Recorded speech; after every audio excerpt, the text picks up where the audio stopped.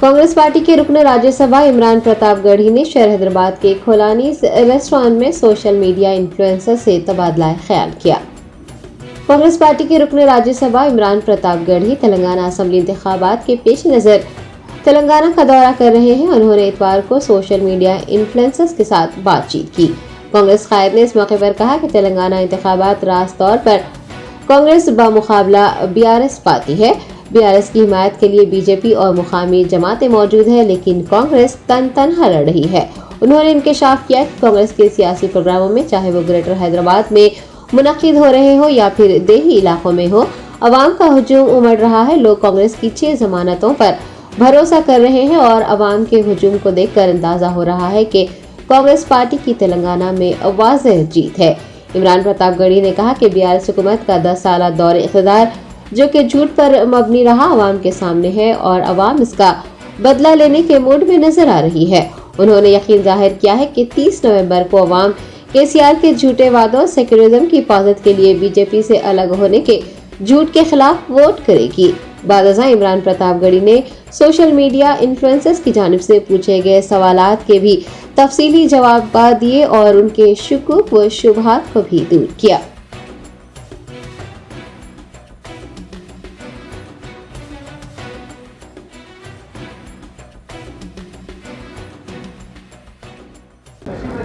सबसे पहले तो यहाँ आए हुए मीडिया के तमाम साथियों का बहुत शुक्रिया अदा करता हूँ। मेरी ख्वाहिश थी कि मीडिया के साथियों से मुलाकात हो और ख़ास तौर से मीडिया के वो साथी जिन्होंने मेन स्ट्रीम मीडिया से हट करके अपनी एक दुनिया बनाई, अपने फॉलोअर्स बनाए और अच्छी पत्रकारिता की, अच्छी सहाफ़त की। मैं उनसे मुलाकात करना चाहता था, तो आज आपके सामने हूँ। तेलंगाना में स्टेट इलेक्शंस चल रहे हैं, आपको पता है 5 सूबों के इलेक्शन हैं, जिसमें 3 सूबों के इलेक्शन हो चुके हैं। अब तेलंगाना और राजस्थान का इलेक्शन बाकी है। राजस्थान का इलेक्शन 25 तारीख को और तेलंगाना का इलेक्शन 30 तारीख को है।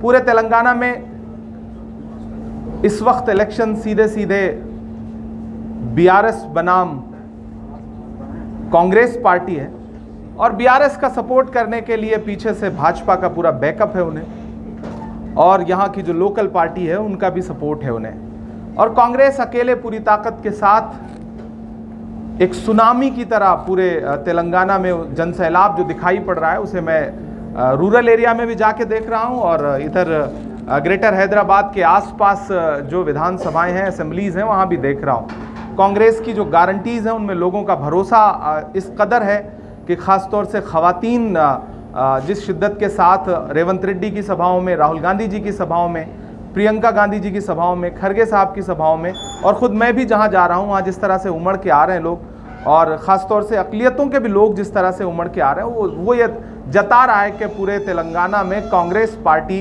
क्लीन स्वीप करने जा रही है, क्लियर मेजॉरिटी के साथ सरकार बनाने जा रही है। टीआरएस गवर्नमेंट जो अब बीआरएस हो गई है, उसके 10 साल का जो एंटी इनकम्बेंसी है और जो झूठ है केसीआर साहब का, वो आवाम के सामने है और अब आवाम उस 10 साला झूठ का बदला लेने के मूड में है। और मुझे पूरा यकीन है कि 30 तारीख को जब तेलंगाना की आवाम ईवीएम की कतारों में खड़ी होगी तो केसीआर साहब के जो तमाम झूठ हैं, 12% रिजर्वेशन का झूठ, शादी मुबारक का झूठ, डबल बेडरूम का झूठ, और साथ ही साथ मुल्क की सेकुलरिज्म को बचाने के लिए, तेलंगाना की सेकुलरिज्म को बचाने के लिए बीजेपी से अलग रहने का जो एक झूठ था उनका, उस झूठ के खिलाफ जाकर के वोट करेगी, मुझे पूरा यकीन है। मैं बहुत मुतमईन हूँ क्योंकि मैं पूरे तेलंगाना में लगातार आवाम के बीच में जा रहा हूँ, इसलिए पूरी मुतमईनी से ये कह सकता हूँ कि तेलंगाना में कांग्रेस पार्टी सरकार बनाने जा रही है। मेरे पास जो बात है मैं वो कह रहा हूँ। बाकी आपके सवाल जो हैं वो आएँ तो मुझे अच्छा लगेगा। मैं आपके तमाम मीडिया के साथियों के सवाल जो है वो आमंत्रित करता हूँ। आपके सवालों का इंतज़ार है।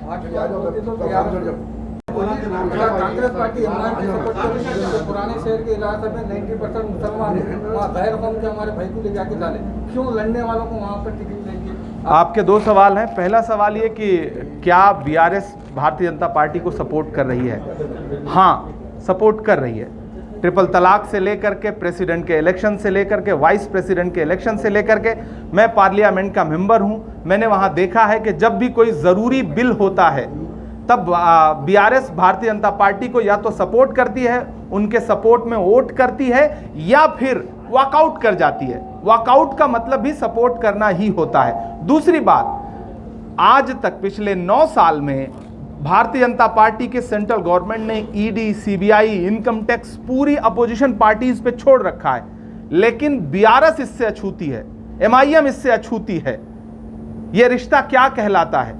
जिस जुर्म में मनीष सिसोदिया पिछले 6 महीने से, संजय सिंह पिछले 1.5 महीने से जेल काट रहे हैं, उस जुर्म के जो असली सूत्रधार हैं उनको पूछताछ के लिए भी नहीं बुलाया जा रहा है। तो यह रिश्ता क्या कहलाता है? पहली बात। दूसरा, आपका सवाल है कि अक़लियतों को टिकट क्यों नहीं दे रही है कांग्रेस पार्टी। कांग्रेस पार्टी ने अक़लियतों को टिकट दिया है। टिकट देने के लिए बहुत सारी चीज़ें देखी जाती हैं, विनिंग सिचुएशन देखी जाती है, कैंडिडेट देखा जाता है, और हमने कोशिश की है कि हम ज़्यादातर ऐसी जगहों पर टिकट दें जहां कैंडिडेट जीत करके असेंबली में पहुंचे, ताकि जीतने वालों का परसेंटेज बढ़ सके। हम इस कोशिश में हैं और हमें पूरा यकीन है कि हम इसमें कामयाब होंगे। और एक बात मैं क्लियर करना चाहता हूं तेलंगाना की आवाम से कि टिकट सिर्फ विधानसभाओं के ही नहीं होते हैं, असेंबली का ही टिकट नहीं होता है, उसके बाद भी टिकट होते हैं, एमएलसी के टिकट होते हैं, राज्यसभा के टिकट होते हैं। तो मुतमईन रहिए, हम यकीन दिलाते हैं तेलंगाना की आवाम को कि राहुल गांधी जी का जो वादा है कि हम हिस्सेदारी के मुताबिक भागीदारी देंगे, तो हम आने वाले वक्त में बाकी जो इलेक्शंस आएंगे, जिसे आप एमएलसी का इलेक्शन कहते हैं, जिसे आप राज्यसभा का इलेक्शन कहते हैं, या फिर हुकूमत बनने के बाद जो बहुत सारी पॉलिटिकल अपॉइंटमेंट्स होती हैं, हम उसमें अक़लियत के लोगों को पूरी नुमाइंदगी देंगे, ये यकीन दिला रहे हैं। पिछले राज्यसभा इलेक्शन में एमआईएम ने आपको सपोर्ट किया था, उनके 2 वोटों से आपने सीट हासिल की, फिर आप दोनों के बीच में क्लैशेस क्यों है? बहुत अच्छा सवाल पूछा है। मैंने आज तक इस सवाल पे कभी जवाब नहीं दिया। आज चूंकि मैं हैदराबाद में बैठा हूं तो मैं इसका जवाब दे रहा हूं। महाराष्ट्र के राज्यसभा के इलेक्शन में कांग्रेस पार्टी ने मुझे कैंडिडेट बनाया। आपको बता दूं कि महाराष्ट्र में राज्यसभा का इलेक्शन जीतने के लिए 41 वोटों की जरूरत थी, 41 एमएलएज की जरूरत थी। कांग्रेस पार्टी के पास वहां 44 एमएलएज ऑलरेडी हैं। इमरान प्रतापगढ़ी को 44 वोट अपनी पार्टी के पूरे मिले, जबकि मुझे जरूरत थी 41 वोट की, लेकिन मुझे 44 वोट मिले हैं, मेरी ही पार्टी के 44 के 44 वोट। अब पलट करके आप उनसे पूछिए जो ये दावा करते हैं कि हमने इमरान प्रतापगढ़ी को वोट दिया, उनसे पूछिए कि आपने इमरान प्रतापगढ़ी का नाम लेकर के शिवसेना को वोट दिया या बीजेपी को वोट दिया। सबके दामन फैला करके वोट मांग रहे हैं, और हालत यह हो गई है कि दावे कर रहे हैं कि हजरत उमर फारूक रज़ियल्लाहु अन्हु के बाद अगर कोई इंसाफ पसंद नेता आया है तो केसीआर आए। ये दावे कर रहे हैं कि हम आपके लिए अल्लाह से लड़ जाएंगे, केटीआर ये बात कह रहे हैं। मुझे लगता है कि तेलंगाना की आवाम को एक बार ये सोचना चाहिए कि आपने किन लोगों के हाथ में हुकूमत दे रखी है जो इस तरह की बातें करते हैं, इस तरह गुरूर की बातें करते हैं। ये गुरूर भी है और आवाम के यकीन से खिलवाड़ भी है। मुझे पूरा यकीन है कि तेलंगाना की आवाम इन तमाम मगरूरियत भरे बयानों का बदला जरूर लेगी 30 नवंबर को। कांग्रेस को राष्ट्रीय चैनल पे एतमाद नहीं रहा, सोशल मीडिया प्लेटफॉर्म पे नहीं, बिल्कुल हमें देखिए, एतमाद होना अलग बात है और पहचान लेना अलग बात है। हमने नेशनल प्लेटफॉर्म के जो मीडिया चैनल्स हैं उनमें जो एजेंडा चलाने वाले एंकर बैठे हुए हैं, हमने उनको पहचान लिया कि किसका एजेंडा क्या है। हमने इसलिए उन्हें बॉयकॉट किया, लेकिन हमने चैनलों को बॉयकॉट नहीं किया। हमने एजेंडा चलाने वाले एंकरों को बॉयकॉट किया, पत्रकारों को नहीं। मैं उनको पत्रकार नहीं मानता। पत्रकार और एंकर में बहुत फर्क होता है। तो हमें देखिए, ये इंस्टीट्यूशन हमने बनाए हैं, मीडिया, जुडिशरी, बाकी जो एजेंसीज हैं, ये किसने बनाया? कांग्रेस पार्टी ने बनाया। हम उन इंस्टीट्यूशन को बचाना चाहते हैं, हम इसलिए उन्हें सुधारना चाहते हैं, इसलिए ये कवायद कर रहे हैं। बाकी मैं सोशल मीडिया के साथी उनका शुक्रिया अदा करूंगा कि आप लोग अच्छी पत्रकारिता कर रहे हैं और हुकूमतों के दबाव में नहीं है, बचे हुए हैं। 10 दिन बाकी है मेरे भाई, 11 दिन बाकी है, 13 दिन बाकी है। आएंगे, बिल्कुल आएंगे, हम सभाएं करेंगे, राहुल जी भी सभाएं करेंगे, क्यों नहीं करेंगे। अभी देखिए, अभी वक्त है, अभी आने दीजिए, वक्त आने दीजिए, अभी इलेक्शन और चढ़ेगा। बात कह रहा हूं कि कांग्रेस पार्टी तेलंगाना में बिना किसी सपोर्ट के क्लियर कट सरकार बनाएगी। हम ऐसी किसी भी पार्टी को अपने साथ नहीं लाएंगे जो छुपे तौर पर, खुले तौर पर आरएसएस और बीजेपी को फायदा पहुंचा रही है। कांग्रेस ने अकलियतों को क्या दिया है और अकलियतों के साथ नाइंसाफी की है। मैं अक्सर एक बात कहता हूं, वो कांग्रेस पार्टी है जिसने डॉक्टर जाकिर हुसैन को इस देश का राष्ट्रपति बनाया। वो कांग्रेस पार्टी है जिसने फखरुद्दीन अली अहमद साहब को इस देश का राष्ट्रपति बनाया। वो कांग्रेस पार्टी है जिसने ज्ञानी जैल सिंह साहब को इस देश का राष्ट्रपति बनाया। अकलियत में सिर्फ मुसलमान नहीं आता, सिख, ईसाई, पारसी, बौद्ध, जैन सब आते हैं। वो कांग्रेस पार्टी है जिसने मौलाना आजाद को इस देश का पहला एजुकेशन मिनिस्टर बनाया। वो कांग्रेस पार्टी ही है जिसने रफी अहमद किदवई को इस देश का एग्रीकल्चर मिनिस्टर बनाया, सैयदा अनारा तैमूर को असम का मुख्यमंत्री बनाया, बरकतुल्लाह साहब को राजस्थान का मुख्यमंत्री बनाया, अब्दुल गफूर साहब को बिहार का मुख्यमंत्री बनाया। वो कांग्रेस पार्टी है जिसने अब्दुल रहमान अंतुले को महाराष्ट्र का मुख्यमंत्री बनाया, गुलाम नबी आजाद साहब को कश्मीर का मुख्यमंत्री बनाया। वो कांग्रेस पार्टी ही है जिसने सलमान खुर्शीद को सेंट्रल मिनिस्टर बनाया। वो कांग्रेस पार्टी है जिसने जब लोग आपकी परछाई से दामन बचा रहे थे तब इमरान प्रतापगढ़ी को 34 साल की उम्र में देश की सबसे बड़ी पार्लियामेंट में यानी कि अपर हाउस में, राज्यसभा में बिठाया, महाराष्ट्र जैसे स्टेट से। तो यह कहना कि कांग्रेस पार्टी नाइंसाफी करती है, मैं इससे इत्तेफाक नहीं रखता हूं। इस देश में आरएसएस की आइडियोलॉजी के खिलाफ अगर ईमानदारी से कोई एक नेता लड़ रहा है, उस नेता का नाम राहुल गांधी है और वो पुरजोर तरीके से लड़ रहा है। वो तकरीरें नहीं कर रहा है, वो ग्राउंड पे उतर रहा है नफरत कम करने के लिए। अपने पैर के छालों की परवाह किए बगैर पूरा मुल्क नाप रहा है। यह है उसकी कोशिश। मैं यकीन दिलाता हूं कोई नाइंसाफी नहीं होगी। नाइंसाफी होगी तो हम सब लड़ेंगे। में क्लियर कट ये बात कही है कि वक्फ बोर्ड की प्रॉपर्टीज पे जो इंक्रोचमेंट है वो हमारी पहली प्रायोरिटी है। हमारे आबाओ अजदाद की जो जमीनें हैं, अगर उन जमीनों को हुकूमत सही से संजो ले तो शायद अकलियतों के तमाम मसाइल, तमाम डेवलपमेंट के इश्यूज उन जमीनों से आने वाले रेंट से या उन जमीनों के क्या जो रेवेन्यू होगा उनसे जनरेट हो सकते हैं। इसलिए हुकूमत बहुत संजीदा है।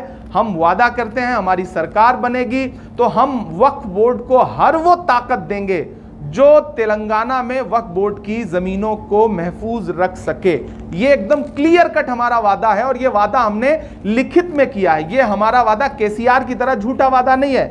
केसीआर ने झूठे वायदे किए, लेकिन आज हालत यह है कि वक्फ बोर्ड की जमीनें तो छोड़िए, वक्फ बोर्ड के जो कागजात हैं वो कहां सील पैक होकर के रख दिए गए हैं कि अगर आज कोई मीडिया का साथी या कोई आरटीआई लगाने वाला या कोई एक्टिविस्ट अगर चाहे कि वक्फ बोर्ड की प्रॉपर्टीज के कागजात उसे मिल जाएं तो यह हुकूमत उसे कागजात तक देखे जाने की इजाजत नहीं दे रही। आप सारे लोग इस बात से वाकिफ हैं। तो हम आपको मुतमईन करते हैं कि सरकार बनते ही वक्फ बोर्ड की प्रॉपर्टीज के तहफ्फुज के लिए हम पूरी जिम्मेदारी से काम करेंगे और इसकी जवाबदेही मैं खुद इमरान प्रतापगढ़ी खुद ले रहा हूं एज ए माइनॉरिटी डिपार्टमेंट के नेशनल चेयरमैन की हैसियत से, as a member of parliament की हैसियत से। जी ये बताइए कि माइनॉरिटीज क्यों कांग्रेस को वोट दी? सवाल अच्छा है। क्यों बोले तो माजी में यही लोग जो आज लैंड ग्रैबर जो वक्फ प्रॉपर्टी का आगे उसका सपोर्ट तो कांग्रेस ही करी थी। सवाल बहुत अच्छा है कि कांग्रेस को क्यों वोट करें। मैं पलट के एक सवाल पूछता हूं कि टीआरएस को माइनॉरिटीज ने क्यों वोट किया। कुछ वायदे थे, कुछ दावे थे, कुछ कहा गया था केसीआर साहब की तरफ से, एक भी वायदा सच्चा साबित नहीं हुआ। कांग्रेस वायदा नहीं कर रही है, लिख करके दे रही है, डिक्लेरेशन कर रही है प्रॉपर। पहली बार ऐसा हो रहा है कि अलग अलग कम्युनिटीज के लिए हम लिख करके बाकायदा डिक्लेरेशन कर रहे हैं कि हमारी हुकूमत आते ही हम ये करेंगे। सबसे जरूरी बात, हमें इसलिए अकलियत के लोग वोट करें कि हम उनसे ये कह रहे हैं कि हम माइनॉरिटीज के एजुकेशनल अपलिफ्टमेंट के लिए हम अलग से योजना लेकर के आ रहे हैं, अलग से स्कीम्स लेकर के आ रहे हैं। पीएचडी से लेकर के हाई स्कूल तक, इंटरमीडिएट तक बच्चों की पढ़ाई के लिए, एमफिल के लिए हम अलग से बच्चों को स्कॉलरशिप देंगे। पहली बात कि हम तालीम के लिए अलग से बजट रखेंगे और सिर्फ बजट रखेंगे नहीं, उससे कोशिश करेंगे कि आवाम के बीच तक वो बजट पहुंचे भी। दूसरी बहुत अहम बात कि हमने ये वायदा किया है कि हैदराबाद और तेलंगाना के जो अकलियत के लोग हैं वो छोटे कारोबार करते हैं, उनको छोटे छोटे फाइनेंस की जरूरत है, छोटे छोटे लोन की जरूरत है। हम माइनॉरिटीज के लिए अलग से एक बोर्ड बना रहे हैं, फाइनेंस कॉरपोरेशन, जिसके जरिए हम माइनॉरिटीज के लोगों को सब्सिडाइज तरीके से कम इंटरेस्ट पर सरकार की तरफ से उन्हें कोशिश करेंगे कि लोन मुहैया कराएं ताकि वो अपना। मैं अक्सर एक बात कहता हूं कि एक परिंदा होता है, वो रात में जब सोता है तो अपनी दोनों टांगें ऊपर कर लेता है। उसे लगता है कि जब आसमान गिरेगा तो मैं अपनी टांगों से उसे रोक लूंगा। तो बहुत सारे लोग इसी तरह की जद्दोजहद में, उन्हें लगता है कि दुनिया में जो कुछ हो रहा है हम ही करेंगे, हम ही से हो रहा है। जबरदस्ती की क्रेडिट लेना बंद करिए। इमरान प्रतापगढ़ी को जिताने के लिए कांग्रेस पार्टी के 41 एमएलए प्लस 3 वोट हमारे पास एक्स्ट्रा थे, जो कि 44 के 44 वोट इमरान प्रतापगढ़ी को मिले हैं। यह झूठ बोलना बंद करिए। क्या 2024 के इंतखाबात कांग्रेस विन करेगी? बिल्कुल जी, और अगर ऐसा होता है तो बिल्कुल स्वीप करेगी।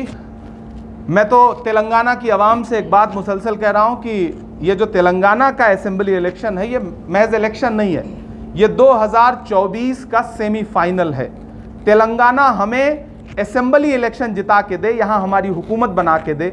हम यहाँ की आवाम से वादा करते हैं कि 2024 में दिल्ली में कांग्रेस पार्टी और इंडिया अलायंस सरकार बनाएगी, इसमें कोई दो राय नहीं है। पहली बात।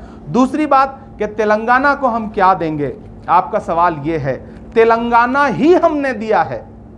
तेलंगाना बनाने वाली कांग्रेस पार्टी है, तेलंगाना के मूवमेंट को एक्सेप्ट करने वाली कांग्रेस पार्टी है। तो तेलंगाना स्टेट हमने दिया है। जब उस स्टेट से हमें इतनी मोहब्बत है कि हमने अपने सियासी नुकसानात झेल कर भी स्टेट फॉर्म किया, स्टेट बनाया, तो आप अंदाजा लगाइए कि सोनिया जी के दिल में, राहुल गांधी जी के दिल में, खड़गे साहब के दिल में, पूरी कांग्रेस पार्टी के दिल में तेलंगाना को लेकर के कितनी हमदर्दी होगी। यहां असेंबली इलेक्शंस को लेकर के हमारा जो डिक्लेरेशन है, हमारे अलग अलग कम्युनिटीज से जो वायदे हैं वो आपके सामने, हमारा मैनिफेस्टो आपके सामने। पार्लियामेंट का इलेक्शन आएगा तो हम उसके लिए तेलंगाना के लिए अलग से कोशिश करेंगे कि कुछ डिक्लेरेशन लेकर के आएं, और वो उस टाइम पे हम बताएंगे। लेकिन हम इतना वादा करते हैं कि तेलंगाना हमें सरकार बना के दे, हम दिल्ली जीत करके तेलंगाना की झोली में डालेंगे। क्या कांग्रेस? बहुत अच्छा सवाल है, और मुझे लगता है कि हैदराबाद में खासतौर से यह सवाल जरूर पूछा जाना चाहिए। पूरे हिंदुस्तान में बड़ी बड़ी तकरीरों के जरिए बताया जाता है कि हैदराबाद और तेलंगाना तो बिल्कुल महफूज है, जबकि ये वही तेलंगाना है, ये वही हैदराबाद है जहां 77,000 एकड़ जमीनों में से तकरीबन लगभग 60,000 एकड़ जमीनें या तो लूट ली गई हैं वक्फ की, या तो बेच दी गई हैं। बेचने वाले कौन हैं, लूटने वाले कौन हैं, किसका किसका हिस्सा है, आवाम समझती है, आवाम जानती है, हमें बताने की जरूरत नहीं है। पामाल करने की कोशिशें करने वालों के खिलाफ वोट करना चाहिए। सर, अगर कांग्रेस को मुझे लगता है राजा सिंह तीसरी बार इलेक्शन लड़ रहा है। पिछले 2 बार भी उन्होंने नहीं लड़ाया। स्ट्रेटजी तब भी रही होगी, क्या हरा पाए? नहीं हरा पाए ना। अब सवाल यह खड़ा होता है कि राजा सिंह को हराने की स्ट्रेटजी तो समझ में आती है, तकरीरों में कह रहे हैं। जब घिर गए तो, जब उनकी पार्टी के खुद के कई जिम्मेदार ओहदेदारान ने राजा सिंह के इशू पे उन्हें घेरा। मेरा तो सवाल यह है कि अजरुद्दीन के खिलाफ कैंडिडेट देते हैं, जा करके गलियों गलियों फिर करके अजरुद्दीन को हराने की कोशिशें कर रहे हैं, लगातार कैंपेन कर रहे हैं। लेकिन राजा सिंह के खिलाफ न तो कैंपेन करने जाएंगे, ना तो कैंडिडेट देंगे। अकबरुद्दीन ओवैसी साहब जयपुर जाकर के रैली करेंगे, गोशा महल में करते हुए किसी ने देखा हो तो मुझे बताएं। नहीं करेंगे। कौन सी स्ट्रेटजी है ये जो हिकमत अमली का दावा करके, हिकमत अमली की बात करके आप राजा सिंह के इशू पर अपना दामन बचाना चाहते हैं? ये हिकमत अमली आपकी उत्तर प्रदेश में कहां जाती है, बिहार में कहां जाती है, गुजरात में कहां जाती है, राजस्थान में कहां जाती है? वहां तो आप कहेंगे कि हम अपनी क़यादत खड़ी कर रहे हैं, यहां क्यों नहीं? आप गोशा महल में अपनी क़यादत क्यों नहीं खड़ी करना चाहते? ये सीधे सीधे, चूंकि इस बार मजलिस इत्तेहादुल मुस्लिमीन राजा सिंह के मसले पर घिर गई है, दारुस्सलाम जहां पर है, यानी कि मजलिस का हेडक्वार्टर जहां पर है, वहां का एमएलए भाजपा का है, तो फिर आप पूरे मुल्क में जा करके भाजपा को हराने का दावा कैसे करते हैं? घिरे हुए हैं, इसलिए कह रहे हैं कि हिकमत अमली है, स्ट्रेटजी है। ये पूरी तरह से झूठ है। जी, अगर कांग्रेस को जरूरत पड़ी, सीट्स कम है, तो वो क्या MIM से सपोर्ट लेंगे? इंशाल्लाह हम क्लियर मेजॉरिटी के साथ सरकार बना रहे हैं। ठीक है, अगर कम पड़े तो हम कह रहे हैं, हम क्लियर, हम बहुत यकीन के साथ कह रहे हैं। हमारे सारे इंटरनल सर्वे ये कह रहे हैं, और भाजपा के भी सारे इंटरनल सर्वे कह रहे हैं, बीआरएस के भी सारे इंटरनल सर्वे ये कह रहे हैं कि कांग्रेस क्लियर मेजॉरिटी के साथ सरकार बना रही है। हमें किसी की जरूरत नहीं पड़ेगी, कांग्रेस अकेले। पड़ी तो मैं कह रहा हूं, अगर तक हम क्यों जाएं, हम क्यों जाएं? अगर ऐसा हो जाएगा, अगर वैसा हो जाएगा। मेरा अपना मानना है कि कांग्रेस क्लियर मेजॉरिटी के साथ सरकार बना रही है। हमें कांग्रेस की योजनाओं पर, उनकी स्कीम्स पर पूरा यकीन है। हमें अवाम के प्यार पर पूरा यकीन है। भारत जोड़ो यात्रा तेलंगाना से जितने दिन गुजरी, उसमें जो अवाम उमड़ के आई, वो चाहे चार मीनार हो या पूरा रूरल का इलाका हो, हमें उस पर पूरा यकीन है। हमें पता है कि हम तेलंगाना में भी नफरत के बाजार में मोहब्बत की दुकान नहीं खोलेंगे, बल्कि बड़ा सा शोरूम खोलेंगे, जैसे हमने कर्नाटका में खोला, जैसे हमने हिमाचल में खोला, जैसे परसों हुए इलेक्शन में हमने मध्य प्रदेश। मूट के नहीं कर रहे हैं हम। आवाम के आवाम का जो यकीन हमारी तरफ आया है। मैं रैलियों में जा रहा हूं, आप भी सोशल मीडिया के साथी हैं, आप देखें कि किस तरह से आवाम उमड़ के आ रही है हमारी रैलियों में। इसी बात से तो अंदाजा लगाया जाता है। तो हम ये जानते हैं कि आवाम का यकीन हम पे बहाल हो रहा है। जिस दिन हमारी सरकार बनती है, ये जो भी मामले हैं, वक्फ बोर्ड का इंक्रोचमेंट, आलेर का एनकाउंटर, और भी बहुत सारे मसाइल हैं जिनको हम यहाँ कहेंगे नहीं, लेकिन हमारी कोशिश रहेगी कि हमारी हुकूमत बने तो हम उन तमाम मामलों में इंसाफ जरूर दिलाएं। किसी भी हुकूमत का पहला मिशन होना चाहिए कि मजलूमों को इंसाफ जरूर मिले। छत्तीसगढ़ में फिर से सरकार रिपीट हो रही है, आपको पता चला। बीआरएस और MIM बार-बार आपके ऊपर इल्जाम लगाती है। कांग्रेस के दौरे इख्तियार में तेलंगाना में काफी फसाद हुए, मुत्तहिदा आंध्रा में, और पिछले 10 साल में जो है काफी पीसफुल रहा है तेलंगाना। इस बारे में आपका क्या? पीसफुल रहा है? मेरा ख्याल है कि आलेर भूल गए क्या? आलेर में हथकड़ी लगे हुए बच्चों को इनकाउंटर किया गया, ये पीसफुल होना है? मुझे तो नहीं लगता कि ये पीसफुल होना है। इल्जाम लगाने के लिए आप कुछ भी कहें। मुत्तहिदा आंध्र प्रदेश में जो भी डेवलपमेंट था, उस डेवलपमेंट के बाद मुझे बताए ओल्ड हैदराबाद में कौन सा डेवलपमेंट हुआ है? मेट्रो क्यों? क्या मेट्रो में चलने का हक नहीं है ओल्ड हैदराबाद की आवाम को? ट्रैफिक का हाल ये है कि मैं पिछले एक हफ्ते से ज्यादा वक्त से ओल्ड हैदराबाद और उसके आसपास के इलाकों में हूं। ट्रैफिक का हाल यह है कि अगर एम्बुलेंस भी फंस जाए तो शायद जिंदगी चली जाए किसी इंसान की। ट्रैफिक सांस नहीं ले पा रहा है ओल्ड हैदराबाद। डेवलपमेंट के नाम पे सिर्फ तकरीरें हुई हैं, झूठे भाषण हुए हैं, केसीआर का झूठ है। उस्मानिया यूनिवर्सिटी की बिल्डिंग आप जाकर के देखिए तो आपको लगेगा कि हमारी जो विरासत थी, हमारे आबाओ अजदाद की जो विरासत थी, उसमें प्लास्टर झड़ रहे हैं। आप हॉस्पिटल्स जाकर के देखिए, आपको समझ में आएगा कि क्या डेवलपमेंट हुआ है। आप इल्जाम लगाएंगे कि कांग्रेस ने क्या किया है, कांग्रेस ने ही किया है जो कुछ किया है। टीआरएस ने तो अपने महल बनाए, अपना नाम बदला, इससे ज्यादा कुछ भी नहीं किया। बाकी लोगों ने अकलियत के वोटों की ठेकेदारी करके अपनी जेबें भरी, अपने बंगले बड़े बनवाए। अवाम आज भी गुर्बत में रह रही है, चाहे वो ओल्ड हैदराबाद हो या रूरल इलाका हो। आपको ये बात समझ में आएगी जी। रेवंत रेड्डी को आरएसएस का एजेंट बताया जा रहा है, इस पर आप क्या कहेंगे? मेरा ख्याल है कि जब बीआरएस को, MIM को ये समझ में आ गया है कि अब इलेक्शन उनके हाथ से निकल गया है, तो फिर इल्जाम के नाम पे उनके पास और कुछ नहीं है। रेवंत रेड्डी तो कसम खाने को तैयार है भाग्य लक्ष्मी मंदिर में। बाकी लोग भी क्या कसम खाने को तैयार हैं? भाई खुले तौर पर प्रेसिडेंट के इलेक्शन में बीआरएस ने वोट किया या नहीं बीजेपी को? मेरा सवाल है। खुले तौर पर वाइस प्रेसिडेंट के इलेक्शन में वोट किया या नहीं किया? तो वोट करना, सपोर्ट करना, साथ देना। नरेंद्र मोदी तेलंगाना में खड़े होकर के कहते हैं कि अपने बेटे को सीएम बनाने के लिए केसीआर हमारे पास आए थे। केसीआर ने आज तक इसका जवाब दिया? नहीं दिया। तो साथ और आरएसएस का सहयोगी होना, आरएसएस का सपोर्टर होना, बीजेपी का साथी होना, यह है? या फिर आपके कह देने से कोई आरएसएस का सपोर्टर हो जाएगा? भाई ईडी आज तक आई MIM के किसी नेता के घर? आई बीआरएस के किसी नेता के घर? नहीं आ रही है ना। बाकी पूरा अपोजिशन बर्बाद हो रहा है। पूरे अपोजिशन में संजय सिंह जैसे आदमी को, मनीष सिसोदिया को ईडी ने जेल भेजा ना। राहुल गांधी जैसे इंसान को 55 घंटे ईडी ने बुला करके पूछताछ की। केसीआर को एक भी दिन बुलाया? नहीं बुलाया। उनके किसी नेता को बुलाया? नहीं बुलाया। मैं तो अकलियत के साथियों से यह कहूंगा कि शुक्र मनाइए कि कांग्रेस ने इस बार मजबूती के साथ इलेक्शन में एक सुनामी खड़ी कर दी है, वरना ये केसीआर साहब और केटीआर साहब कभी आपकी चौखंते होते ही आज आपको कहीं कुछ सुनाई पड़ रहा है, कोई नफरत की बात सुनाई पड़ रही है? एक वक्त था जब भाजपा की सरकार थी तो तरबूज तक बेचने के लिए वेंडरों के ठेले पलट दिए जाते थे। आज जब से सरकार बनी है, मैं अकलियतों से एक बात कहना चाहता हूं, आपके 90% मसाइल उसी दिन हल हो जाते हैं जिस दिन हुकूमत बदल जाती है। आप हुकूमत बदलिए। आपने 2 बार केसीआर को मौका दिया, 1 बार कांग्रेस पार्टी को मौका दीजिए। हमने तेलंगाना बनाया है, इसको संवारेंगे भी हम ही। आप हमें मौका दीजिए।